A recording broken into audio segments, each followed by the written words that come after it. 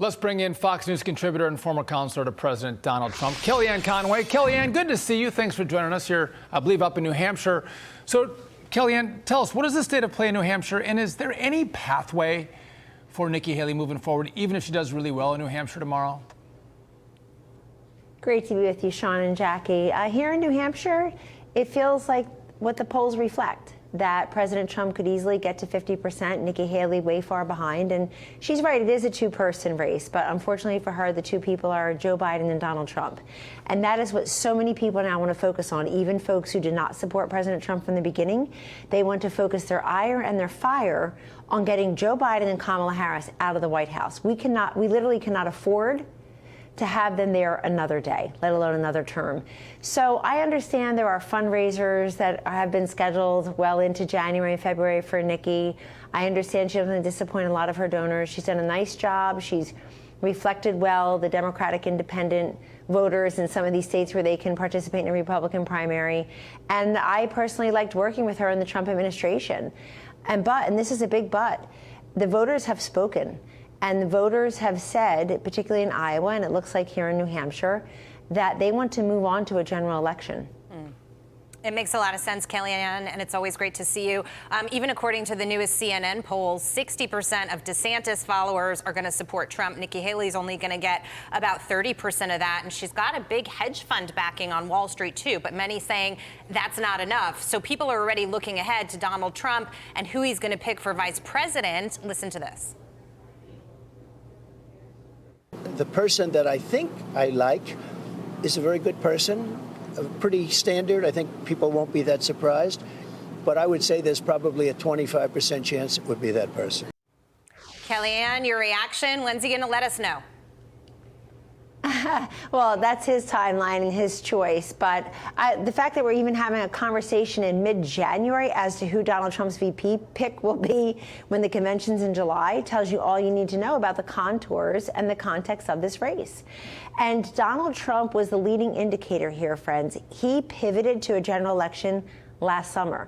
And if you look at the polls in Iowa particularly, they ended up being very close to where they were last summer.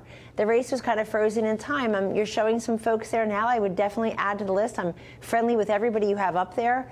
Each of them would kill Kamala Harris in a debate. They would outsmart her and outwit her and outclass and outfact her.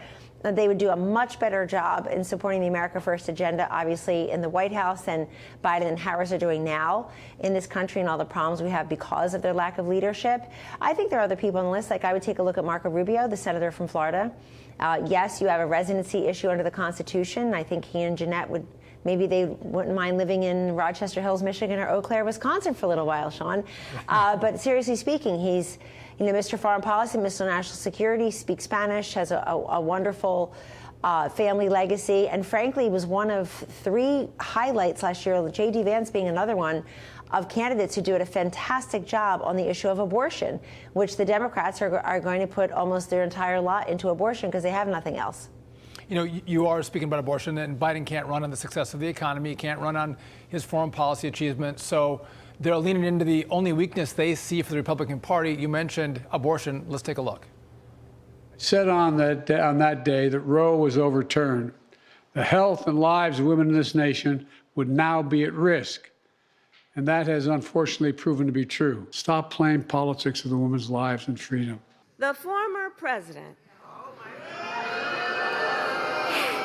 handpicked 3 Supreme Court justices because he intended for them to overturn Roe. He intended for them to take your freedoms. How dare he? So, Kellyanne, this makes a lot of sense. They used this in 2022. There was supposed to be a red wave. It never materialized. A lot of people will say that was because of the abortion issue. Now, we should note that Roe v. Wade was turned over a few months before the election. Will this strategy work in 2024? Is abortion the issue that drives Democrat voters into the Democrat column and those independents to Democrats as opposed to the Donald Trump column? What say you?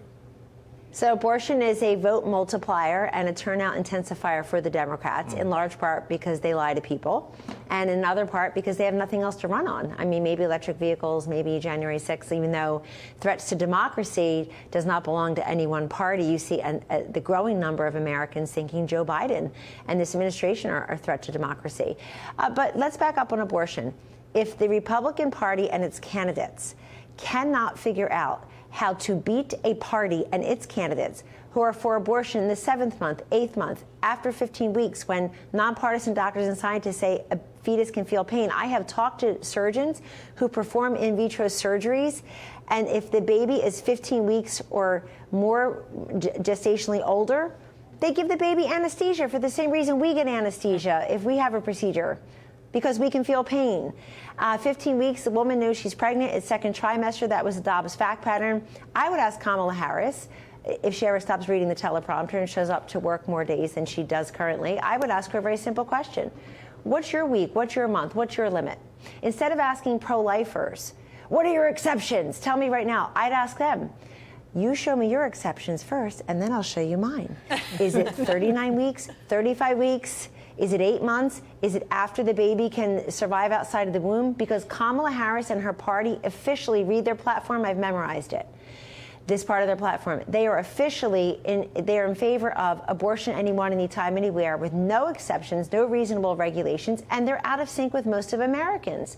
So back to my point about J.D. Vance, Marco Rubio, there were a few people in 2022 who did a fantastic job messaging on this. And I like the fact that pro-lifers are out there at least saying what they're for as well as against, and I've been highly critical of the state initiatives. We're 0 for 7. I don't know who the we is. I was involved in none of them. I'm 0 for 0 on them. I think the state initiatives were just too soon. If it took 50 years to overturn Roe versus Wade, folks, it's going to take more than 50 hours or 50 weeks and 50 minutes to explain to people what that means and to move hearts and minds. And by the way, let's elevate the work of the crisis pregnancy centers. Let's streamline adoption and foster care. And let's make sure that we know every unintended pregnancy involves two people, the mother and the baby. We need to show compassion, and I'm happy to work with any pro-lifer who wants to learn how to speak about this. Hey, Sean, Jackie, if they're hiding under your desk hoping the shrapnel won't hit them, they deserve to lose. That's right. Kellyanne, can we talk about the border for a moment? Because it's clear the Dems don't have much to run on. Abortion is their key issue right now. They're doing a lot of fear-mongering when it comes to that. But President Biden finally acknowledging we've got a problem at the border, telling our own Jackie Heinrich he needs money to fix it. It's sort of this last-minute desperation to me, because in Iowa, that was the #1 issue for people who went to the polls, where they're trying to make a pivot here at the last second. Does that kind of trick work? No, it won't work, because this is an administration that has given us a man-made crisis at the border. It's because of their policies. Donald Trump elevated the issue of immigration and border security in 2015. And you'll recall, to tremendous criticism, roundly condemned by those same business leaders and a lot of those hedge fund guys you're saying are raising money for Nikki. Mainstream media is so condemned by many Republicans. And yet here we are. It's a top issue, if not the top issue, to so many voters, right, left, and center, because they know what they see. You're always going to go with what you see with your own two eyes versus what a political party and a president, in this case Biden, says you should see.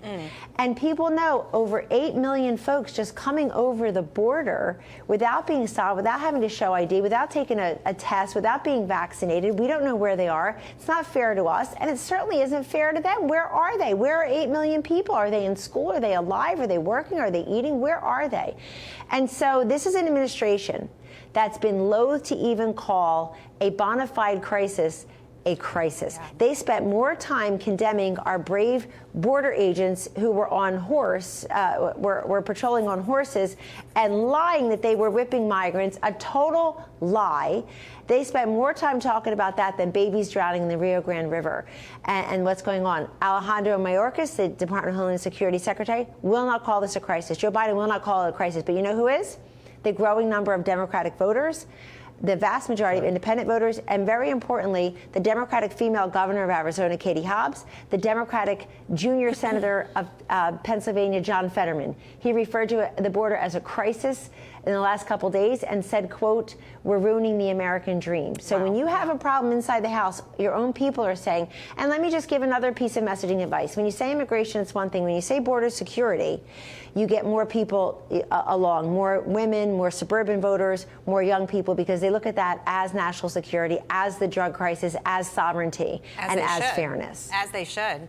No doubt. Yes. Kellyanne Conway, always a pleasure to see you. Great to Stay see you. warm up there. Thank Thanks you. for joining us. We Thanks, appreciate Jackie. it. Thanks, Sean. You got it. Take care.